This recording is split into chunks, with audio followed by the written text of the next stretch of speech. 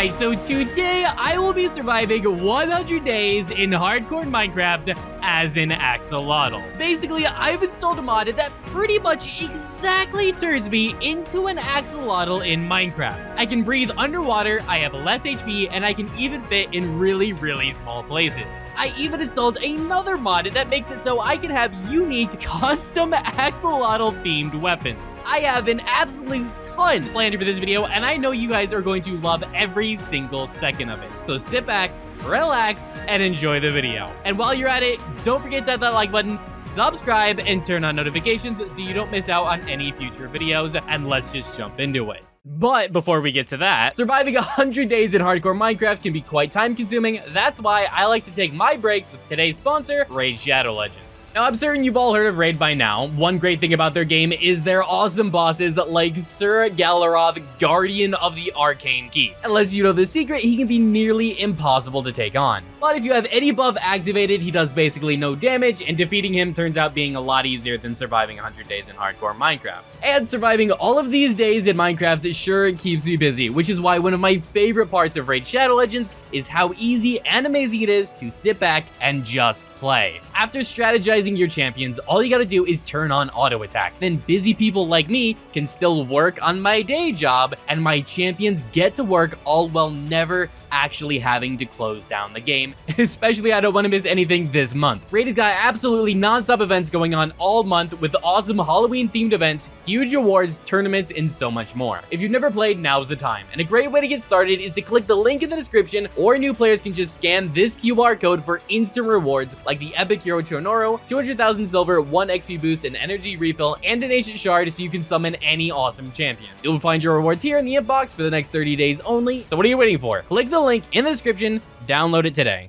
Alright, so to start off, I spawned in my world here, and I went exploring, and I quickly came across this ruined portal, and decided to search its contents of the chest. There wasn't much in there, but it did give me a fire aspect sword. I then obviously went down, got all the necessary stone and wood and everything that I needed. It was actually really simple just to go down there because of how small you are as an axolotl. I then used that fire aspect sword that I got from the chest to quickly and easily get a ton of cooked food, which was really, really nice. And as I went on exploring a little bit more, I came across this village, so I started exploring it, looking for some chests, see if I can get some good loot, anything like that. And I actually got this leather armor, and I went in F5, but unfortunately you can't see the leather armor on you as an axolotl, which was kind of disappointing. But I went exploring a little bit more, didn't get too much, so I just decided to get some wood, get some extra tools. I did obviously kill the iron golem, so I got myself an iron pickaxe, which is really nice. And by the end of all of that, we were pretty much at the end of day 1. So I just really quick stole one of these villagers' beds and went on to day 2, where I decided to go mining. Again, it was so much more simple just to navigate my way through all of this tiny little areas here as an axolotl, which was really nice. Once you get used to the actual visual of being really that close to the ground, you sort of realize just how nice it actually is. Got a ton of iron, got all of my tools,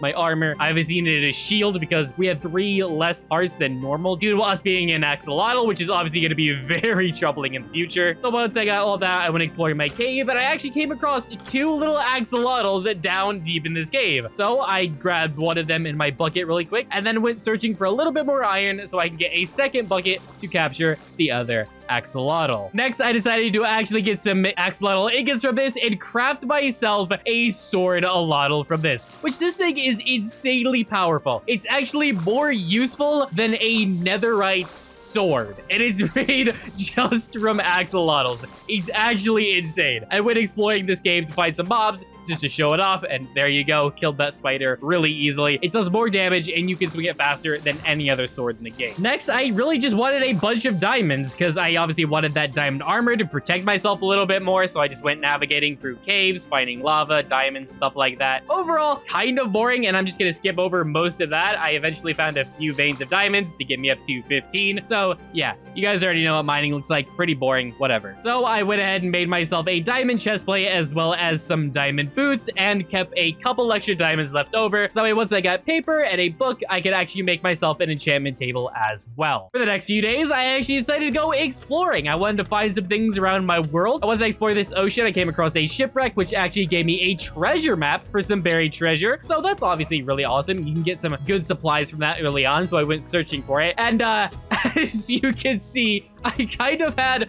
a little bit of trouble actually locating where this buried treasure was. It took me a couple of minutes, but eventually I found the chest. It gave me some iron, some gold, and a diamond. Not as good as the supplies I was hoping for, but it still gave me some things. And off in the distance, I actually spotted a mushroom island, which I don't know if I've ever been in a world with a mushroom island this close to spawn before. So that was really interesting. So I really quick just went ahead and took care of all of these cows, as that was going to give me all of the food I was going to need in the future. I also noticed this pocket of amethyst, so I just really quickly swam down and grabbed some of that just for fun. By now, my chest at my village was starting to fill up, and these villagers were really starting to annoy me, and I began to realize that I just need to build a house of my own. So once I found a nice plot of land not too far away where I actually was going to do my building, now was time to gather all of the supplies that I was going to need. And for this, I was going to need an absolute ton of dark oak, as well as a ton of spruce. I also had to collect a ton of blacks. I ended up needing to get several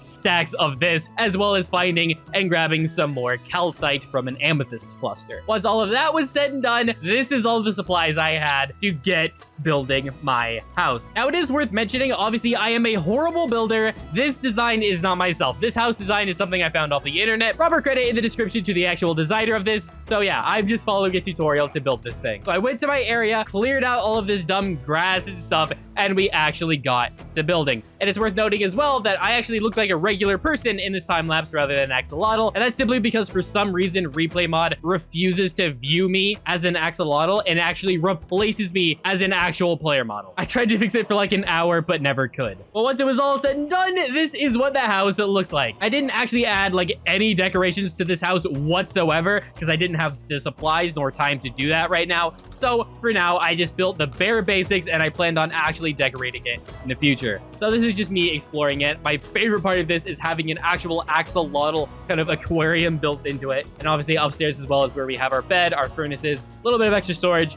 and a balcony just for fun. So yeah, this was everything. I was obviously going to expand this area, add more things, add decorations, but overall, this was just a really, really good start for now. After getting a Fortune 1 Efficiency 1 pickaxe, I decided to go mining again for more diamonds because again, I was really, really scared because as an axolotl, you have less HP and I was very scared of dying and I really wanted to get full diamond armor as soon as possible. So for the next several days, I just basically strip mined the entire time, eventually finding some diamonds here. Unfortunately, it was only a vein of 2 and my fortune didn't do anything for that. I then found this vein of 1 diamond, which was also really annoying. Yeah, it was a tedious process and a very annoying process, but eventually, after a couple of days and repairing my pickaxe once, we actually got all of the diamonds that we needed, and we now had full diamond armor. And just for good measure, of course, I went ahead and made sure to make every diamond tool that we could use. Now, unfortunately, throughout all of this experience, I never found a mob spawner, which obviously I need a mob spawner of some kind to get all of my XP. So what I was going to have to do is actually grab a ton of blocks. So that way I could build a mob grinder in the sky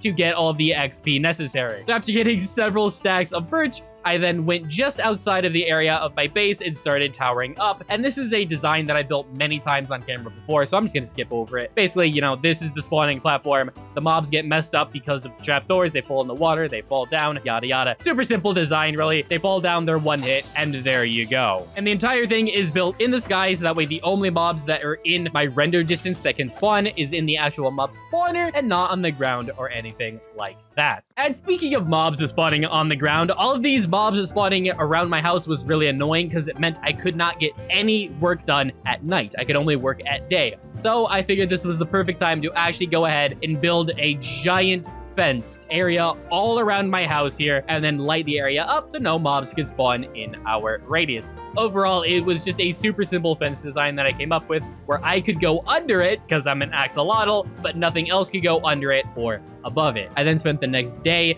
gathering some more coal and making that into torches and spreading it all around my base until finally we had the entire area lit up and absolutely no mob could spawn inside our base. And since we had that done, I figured now was the perfect time to actually finally add some decorations to our house to make it a little bit better. So I just spent yet another day adding all of that. And then I just went ahead and did some other general work around my base, like farming for some wheat, working on my sugarcane, breeding all of the cows, because I was going to need more food probably in the later part of this video. Just a bunch of general work around my base. I then decided I wanted to go into the Nether, but before I did that, I decided to give all of my armor just basic enchantments, just to help protect me a little bit more, because again, I have reduced armor thanks to me being an axolotl. So once I got all of those basic enchantments, I made my Nether portal and we were on our way. Spawning into the Nether here, I didn't immediately notice a fortress or a bastion or anything like that, but I turned my render distance up, started looking around, and I could see a bastion way off in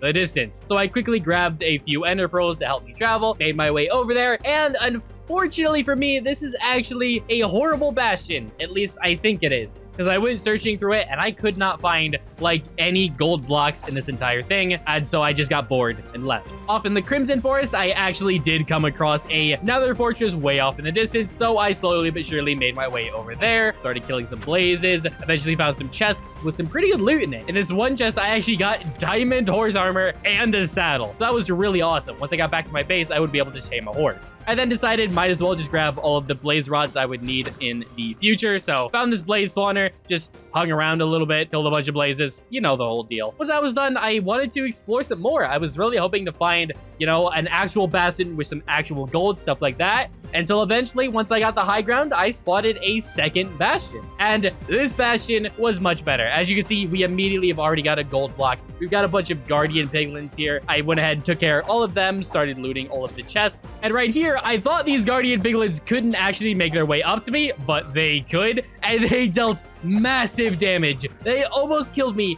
in 2 shots, despite the fact that I have full protection 1 diamond armor. But I was so terrified that literally right here, out of the corner of my eye, I spotted the arrow and I got scared of that arrow sitting in the wall. I was so scared, man. I was at half a heart. What do you expect? But anyway, I continued looting, got that Zelk touch diamond pickaxe, and eventually realized that we actually had a treasure room bastion with a ton of gold and some really good chests at the bottom. So I just slowly but surely made my way down, killing all the piglins slowly as I went down until eventually I got all the way to the bottom, got actually a netherite ingot, which is really awesome from that chest, as well as all of this gold. So I looted all of that and then just made my way out of there with ease, because we already took care of all of the piglins as we made our way down. Next, I wanted to actually trade with some piglins, so I really quick made my way home and just stored all of this excess loot and stuff like that in my chests, grabbed a couple of extra chests, and made our way back to the Nether, found myself a couple of piglins, and started trading these several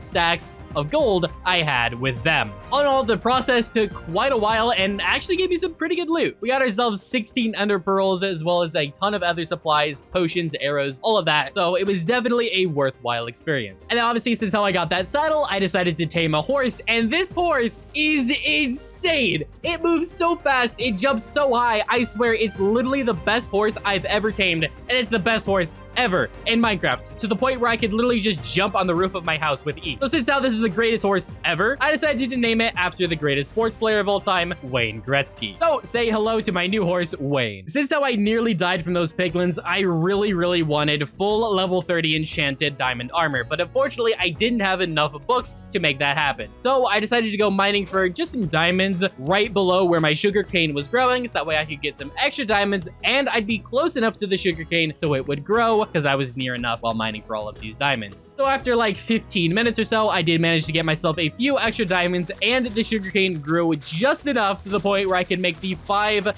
final bookshelves I needed for full level 30 enchanting. And all in all, this entire process of getting level 30 enchanted armor took me nearly 10 whole days. Obviously, it's really tedious and really boring. I wanted the absolute best enchantments, so I wasn't gonna just take one enchantment and move on. I obviously had to sit there AFK for a couple of minutes to get back to level 30 to do an enchantment, and if it wasn't good enough, I removed it and we tried again. It took quite some time, like I said, several days, but eventually we did obviously get that full level 30 enchantment armor that we needed, as well as some really good enchantments on all of my tools. My tools weren't maxed out, but I didn't really need them to be. I really primarily only wanted my armor maxed out. And after doing something so tedious and so boring, just sitting there enchanting for multiple hours, I actually wanted to explore our world. So I went ahead and grabbed Wayne Gretzky, hopped on a boat, and we just went exploring until I came across a shipwreck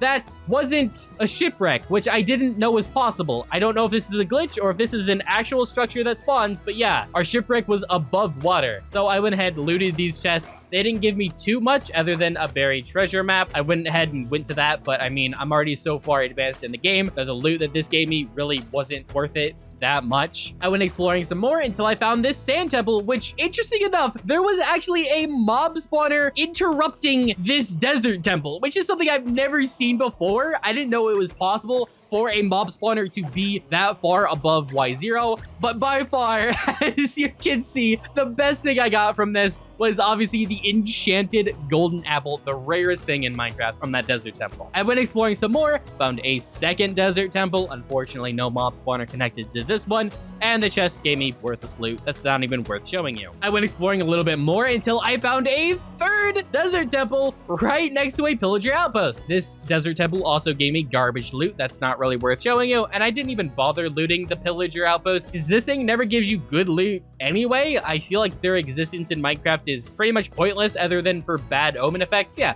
I just went ahead and ignored that until I also found a sea tub as well as a frozen ocean biome. And now I did something that was probably the most useless thing I've ever done in Minecraft. I did a little research, right? Because my mob spawner that I built to give me level 30 enchantments was actually really annoying. Spiders would spawn in it and they wouldn't fall, and it clogged the entire thing up and it slowed the entire thing down. So I did a Google search. Is there any block a spider cannot climb? Top result said ice. So I'm like, oh my gosh, I found this ice biome. We're gonna grab this ice and we're gonna bring it back home and fix my mob spawner. Well, the problem is I didn't have my silk touch pickaxe on me. It's go underwater, collect some obsidian, make another portal, go in the nether portal, tunnel all the way back to Y0 in the nether, go all the way back home, grab my silk touch pickaxe, actually decided to give it efficiency so that way I could break the ice a lot easier, run all the way back through the nether to my nether portal, which leads me back to the ocean biome, collect an absolute ton of ice, decide that I cannot leave Wayne Gretzky behind, so use my boat and travel all the way back home with thousands of blocks to Wayne Gretzky, break the tunnel of my mob grinder system,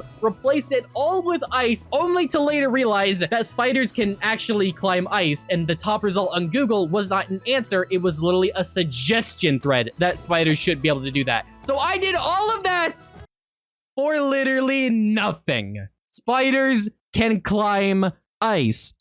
So after that complete waste of time, I decided we were actually going to make a little pool area here for some axolotls that I've collected throughout this video and mining. So I went ahead and just made a circular pool. Actually decided to replace the rim of this thing with some amethyst and then replace the actual dirt down there with some blackstone. Overall, just to make the thing look so much fancier and nicer. After all, we do have to make this pool really good for my axolotl friends. So yeah, I also decided, since how it was so close to my house, I made a secret little tunnel system only accessible by axolotls, which I planned on leading into the aquarium in my house. So after a couple more days of work, replacing all the blocks and all that, as you can see, here is our tunnel system from the pool outside, which leads all the way into our aquarium, which I thought was really nice. It was kind of pointless in all reality, but I thought it was kind of cool, a little fancy. Yeah, I dumped all of those axolotls in there and they were swimming with joy in their fancy new home. And this thing is actually so hidden, you can only see the little secret entrance if you look just right and jump, because I've hidden it with the seagrass. All in all, not really that useful or practical. It's just kind of cool, you know? And heck,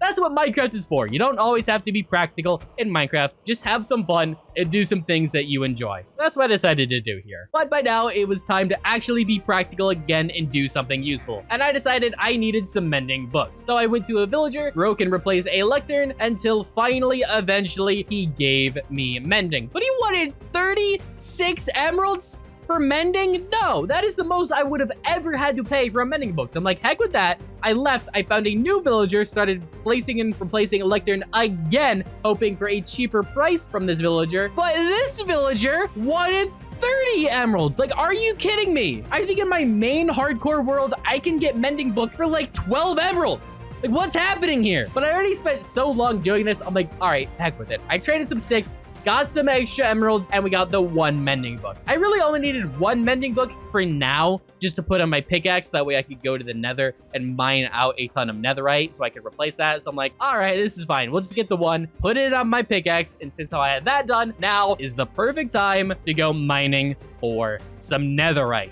So I spent basically the next 10 days working on this. And I didn't spend 10 solid days working on this because I'll explain why in a second. But yeah, basically, obviously, again, you just go to the nether, you mine out this massive area here, hoping for some netherite. And I was able to speed this process up a little bit because making a netherite beacon in my main hardcore world taught me some things about ancient debris spawning. And so eventually, I actually decided to start mining in a straight line looking for some ancient debris. Because that actually worked really well, I found, in my hardcore world. So I did that, and as you can see, really fast, we found that 1 vein of ancient debris. Yeah, eventually, I got bored with mining in a straight line for so long, encountering lava, stuff like that. I went back home, repaired my pickaxe. I kind of lazily worked around my base a little bit and spent a couple of days there until I got back to work with my old system mining out areas. And as you can see right there, that is the last bit of ancient debris throughout our entire adventure, to the point where we had 17. Because I didn't really want to get all of my armor and all of my tools to netherite. I just wanted the armor, really. So I figured that was going to be good enough. Went back home, smelted all of that, combined that into my netherite ingots. And of course, I had that 1 netherite ingot from earlier that I got in the chest from the bastion. So I applied that to all of my armor. So I was feeling so much safer now as an axolotl. But I had that 1 ingot left over.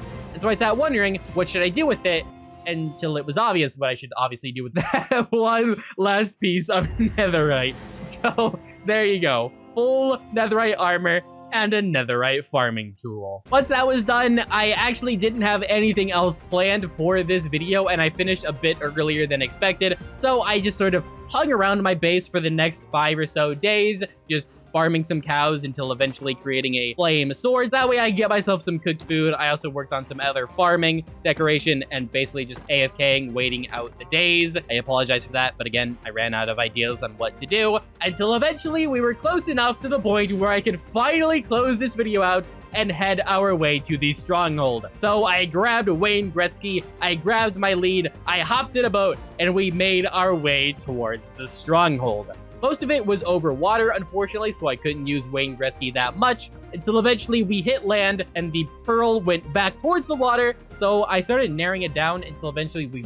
basically went all the way back to Wayne Gretzky at land, which is actually where the stronghold was, which was really annoying. But yeah, we eventually found it, mined our way down, started exploring, couldn't find the portal at first. You never can. It's always really annoying. Came across the library, obviously grabbed some books in the future in case I needed any of them. Went exploring a little bit more and finally found the portal.